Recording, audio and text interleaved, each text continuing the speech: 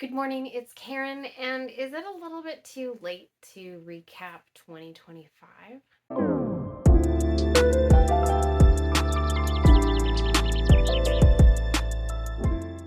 Every year, I make a top list of 10 books that I definitely want to read that year.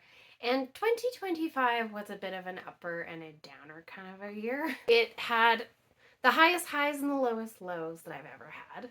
For those of you that are just watching this one, I had my third child last year in August, and that same month, my husband was diagnosed with a stage 4 sarcoma cancer. I did not complete the top 10 list. You know what? Other things were important. So let's start with the ones that I didn't finish, and we'll just go through those really fast. Really quick. Betrayal in Summer, started it, loved it, had to put it down. The Gorman Guest, the first one being Titus Grown. This is a bind up of 3 novels. Titus Grown, loved the writing. The writing is amazing, and I just was not reading it at the right time. I got seriously into it. I will pick this up. I will finish this one. Chekhov, book of short stories. This was 52 short stories. I thought 52, one a week, no problem. And I got pretty far into it. Of course, this is right around the time that everything happened, and I just didn't want to be reading depressing Russian literature. I put this one down and said, you know what? I read a whole bunch, and actually, one of my favorite short stories ever now was called The Enemies, and it's all about how when people are in grief, they tend, instead of being unified, tend to push away because they believe that their grief and anger is more important than the other person's. Some of the best writing, absolutely, just a little bit too depressing for current circumstances. So again, it's being put aside and will be picked up. And Descent into Hell, you're catching on. This one was just a bit too heavy. I have read this one before. This is probably my favorite Charles Williams. It has doppelgangers and succubi and Lilith, and just there's so much to this one. It would have been a reread, so it's not like I hadn't read it before. I just wanted to get back into Charles Williams. He will always be there for me, and I will always be reading his stuff. Again, going on the shelf for another time. Let's talk about the books that I did read. Let's start out strong. Placeholder, Richard Swan. I read the 3rd book, Trials of Empire. It was amazing. It was the best trilogy I have read in so long. This is now one of my favorite trilogies ever, and I would recommend because every single book is incredible. It is dark, it is eldritch horror, and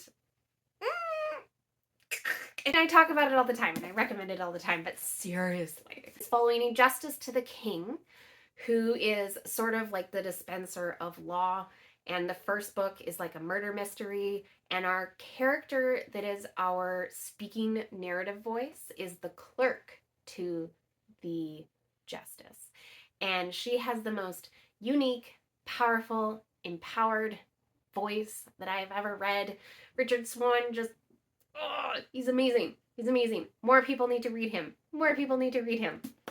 Dark Mirror by Samantha Shannon. This is the fifth book.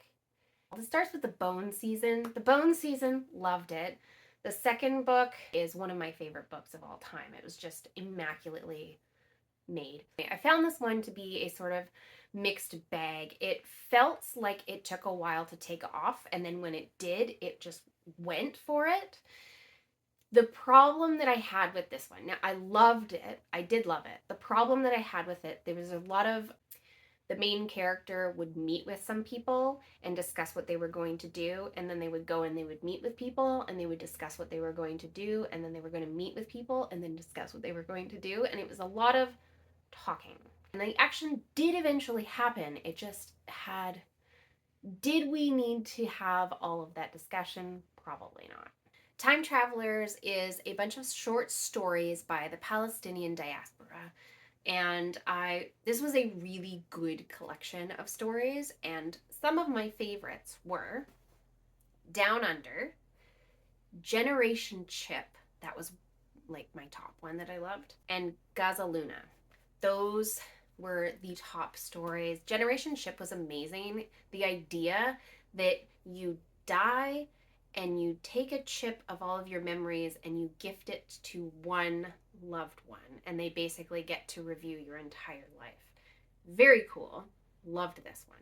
The Garden Against Time was a top book of the year for me. It was a 5-star. It was an instant hit. I knew it was going to be good. I didn't know how good it was going to be.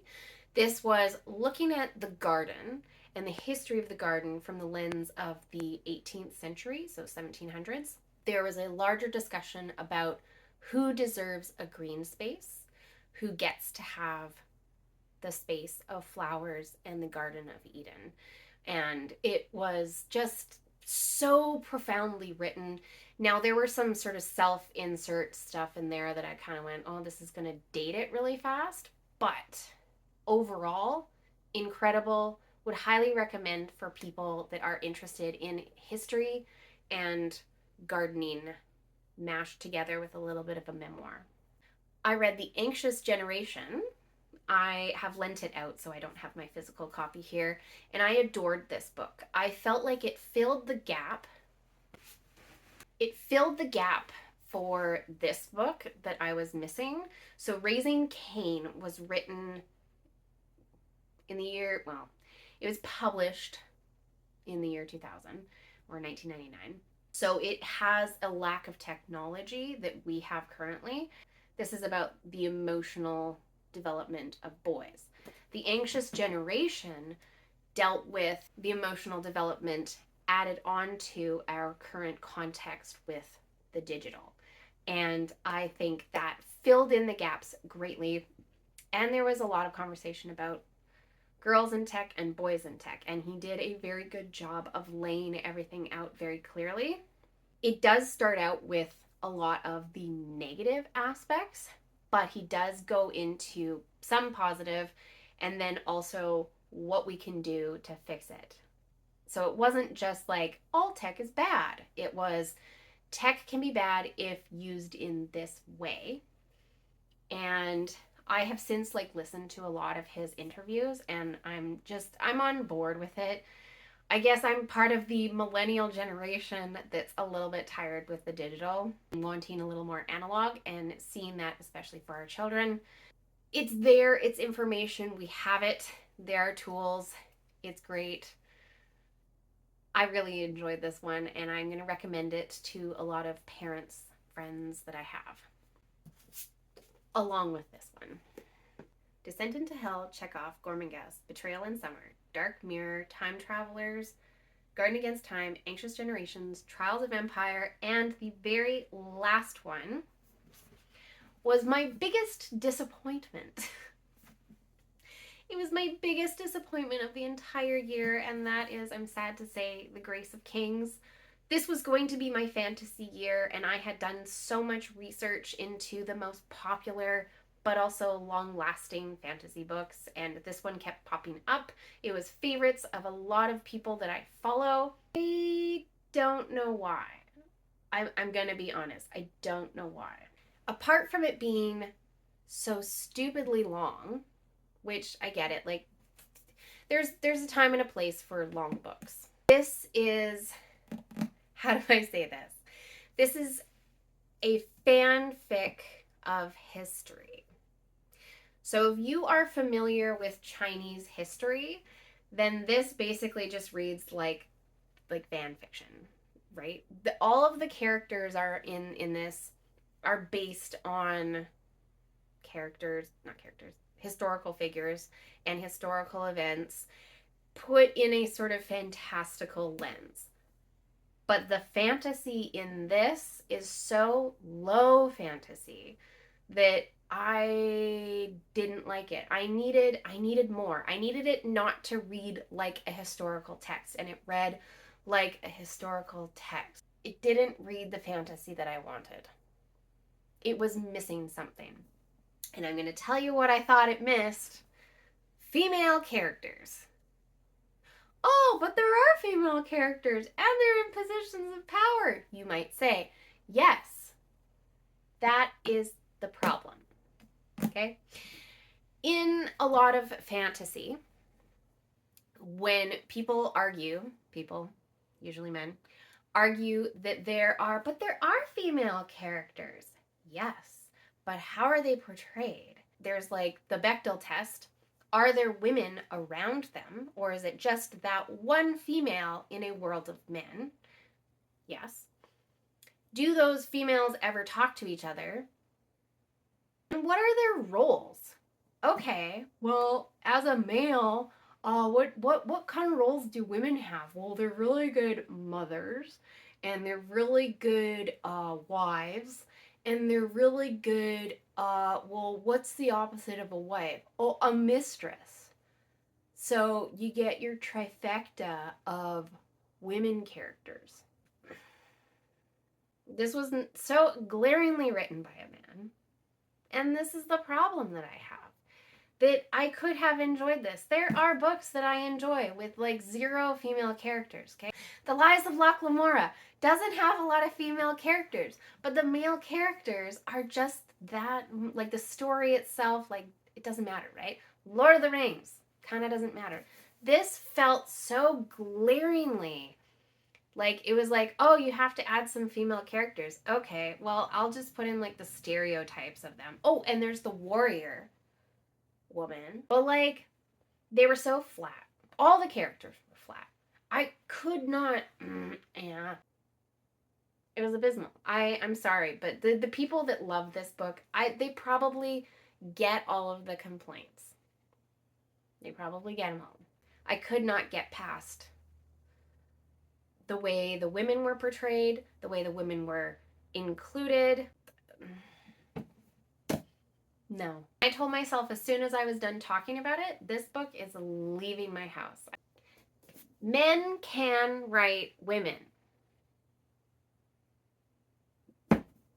So don't tell me that it's oh, well, he's a man, he doesn't understand.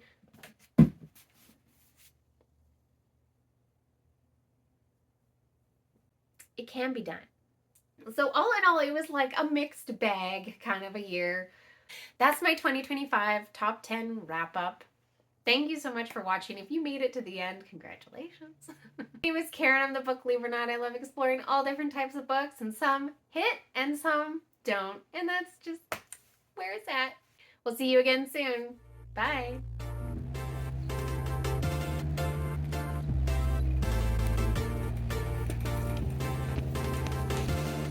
Hey girl.